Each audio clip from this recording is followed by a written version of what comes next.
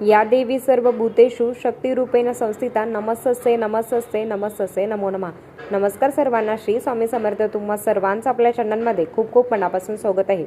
उद्या मार्गशीर्षचा दुसरा गुरुवार 4 डिसेंबर 2025 वार गुरुवार। आता बऱ्याच महिलांचे संक्रम आहेत। आधी त्यांच्या प्रश्नांचे उत्तर क्लिअर करते की आपल्याला ज्यांना दत्त जयंतीचा उपवास धरायचा असतो त्यांचा मार्गशीर्षचा सुद्धा उपवास होणार आहे आणि दत्त जयंतीचा पण उपवास होणार आहे। त्याचा उपवास हा दुसऱ्या दिवशी सोडला जातो। मग मार्गशीर्ष गुरुवारचा उपवास कसा सोडावा, तर ज्या पद्धतीने आपण मार्गशीर्षच्या गुरुवारची मांडणी करतो, पूजा अर्चा सगळं तसंच तुम्हाला करायचं आहे। एवढंच आहे की संध्याकाळी देवीला तुम्ही वरण भात भाजी चपाती जे काही करणार आहे तर त्याचा नैवेद्य दाखवायचा।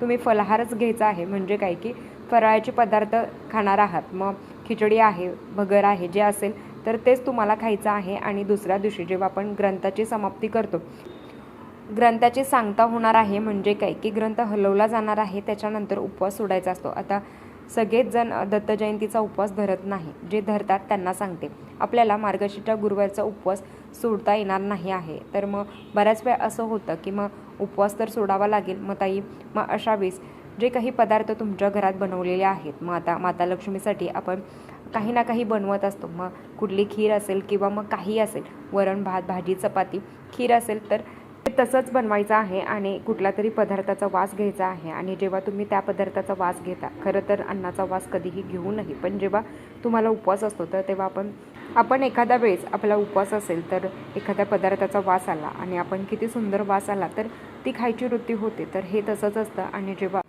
जेव्हा असं होतं ना तर तेव्हा आपला उपवास ना तो खऱ्या अर्थाने सुटला जातो। म्हणून काही केलं असेल तर एक घास घ्या आणि त्याचा वास घ्या, की जेणेकरून तुम्हाला जी खायची इच्छा आहे ना, की असंही किती छान झालं असेल तर हे बोललं ना तरीसुद्धा आपला उपवास सुटतो। मग असंही तुम्ही करू शकता, पण तुम्हाला कुठलेच पदार्थ खायचे नाही आहेत, तुम्हाला दुसऱ्या दिवशी 5 तारखेला खायचे आहे। हे झालं पहिलं।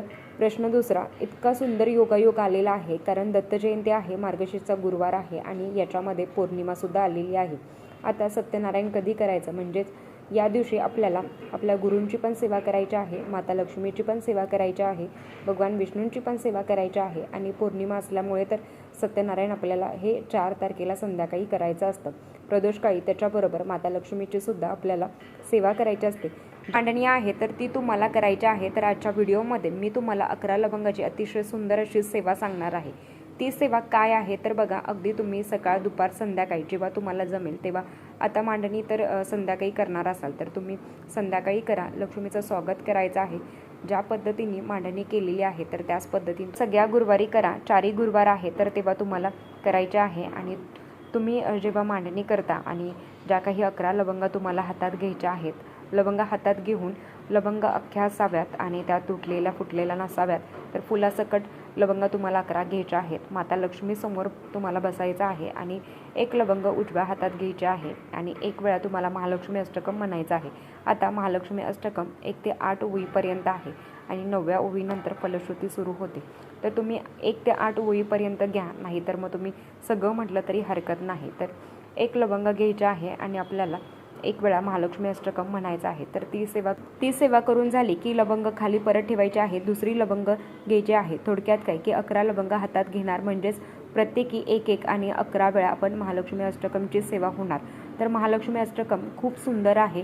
नित्यसेवेमध्ये जेव्हा आपण करत असतो ना तर तेव्हा एकदा तरी महालक्ष्मी अष्टकमचं पठण करावं, खूप सुंदर अनुभव येतो। आणि मार्गशीर्ष महिना म्हटलं तर भगवान विष्णू आणि माता लक्ष्मीची एकत्रित सेवा असते, नक्कीच ही सेवा चुकवायची नाही। आता हे सगळं पठण करून झाल्यावर ते तुम्हाला माता लक्ष्मी समोर ठेवायचं आहे आणि नंतर एखाद्या लाल रंगाच्या कपड्यामध्ये तुम्हाला ते गुंडूळ ठेवायचं आहे। संपूर्ण मार्गशीर्ष महिना तुम्हाला देवघरात ठेवायचा आहे, नाही तर मग तुमची तिजोरी आहे ना तर तिथे तुम्हाला संपूर्ण मार्गशीर्ष महिना ठेवायचा आहे। काय होतं ना की देवघरात ठेवलं की रोज त्याला धूप दीप अगरबत्ती ओवळली जाते आणि मार्गशीर्ष महिना संपला की मग त्या सगळ्या लवंगा घ्यायच्या आणि प्रत्येकाने एक प्रसाद म्हणून तुम्ही ग्रहण करायचं आहे। तर असं तुम्हाला करायचं आहे। आता प्रसाद म्हणून नाही तर मग तुम्ही चहामध्ये टाकू शकता। तर लवंग म्हटलं तर ते आपल्या शरीरासाठी सुद्धा चांगलं आहे। फक्त कुठल्याही भाजीमध्ये किंवा भातामध्ये ते टाकू नका, कारण त्याच्यावर तुम्ही सेवा केलेली आहे। तर तुम्ही खावा किंवा मग गोड पदार्थ, फक्त चहाच होतो, मग चहामध्ये तुम्ही टाकू शकता। तर आता त्यांना हा उपाय करणं दुसऱ्या गुरुवारी शक्य होत नाही तर त्यांनी 3ऱ्या किंवा 4थ्या गुरुवारी नक्कीच करू शकता। तुम्हाला काय करायचं आहे आता जे सांगितलं तर ते सुद्धा, आणि माता लक्ष्मीसमोर तुम्ही जिथे मांडणी केलेली आहे तर तिच्यासमोर किंवा तुमच्याकडे मूर्ती असेल तर मूर्तीच्या समोर फोटो असेल तर आपल्या कुळदेवीचा टाक असेल तर त्याच्यासमोर तुम्हाला काय करायचं आहे. तर ही पौर्णिमेची सेवा आहे, म्हणजेच तुम्हाला ही गुरुवारीच करायची आहे. तर तुम्हाला काय करायचं आहे, 1 लवंग घ्या, 3 घ्या, 5 घ्या, तुमची इच्छा. 1 लवंग घ्यायची, माता लक्ष्मीला अर्पण करायची, म्हणजेच तिच्या चरणांजवळ अर्पण करायची. आणि माता लक्ष्मीचा बीज मंत्र आहे श्रीम, तो तुम्हाला पठण करायचा आहे. 1 माळ करा किंवा ओम श्री महालक्ष्मी नमः, ओम श्री महालक्ष्मी नमः. तर 160 वेळा म्हणा, 51 वेळा म्हणा, 21 वेळा, तुमची इच्छा. जास्तीत जास्त आपल्याला माता लक्ष्मीचा उच्चार करायचा आहे, माता लक्ष्मीचा मंत्र जप करायचा आहे. किती सुंदर तो क्षण असेल जिथे आपली दत्त महाराजांची सेवा होणार आहे. शेजारी माता लक्ष्मीची मांडणी आहे, त्याच्याचबरोबर भगवान विष्णूंची सेवा आहे. गुरुवारचा दिवस अजिबात स्किप करू नका. तुम्हाला संपूर्ण मार्गशीर्ष महिन्यात सत्यनारायण करायची इच्छा असेल तर या गुरुवारपासून तुम्ही करू शकता.